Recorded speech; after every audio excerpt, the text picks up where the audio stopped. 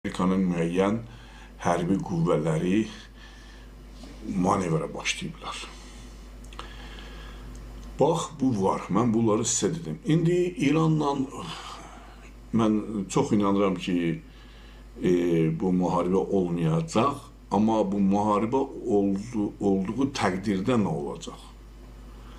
Müharibə olduğu təqdirdə bir neçə ölkələr yox olacaq. Mən bunu həmişə sizə demişim, indi deyirəm. Ölkələrin siyahında biri də Azərbaycandır. Baxmayaraq ki, Azərbaycanlılar çox sevinirlər, Təbrizi aları falan eləyərik. Bir məsələni də sizin nəzərinizə çatdırın. Bu elə belə söz deyil, bunu yadınızda saxlayın. Siz fikir vermişsiniz ki, son zamanlar Türkiyə Azərbaycandan soyuyub.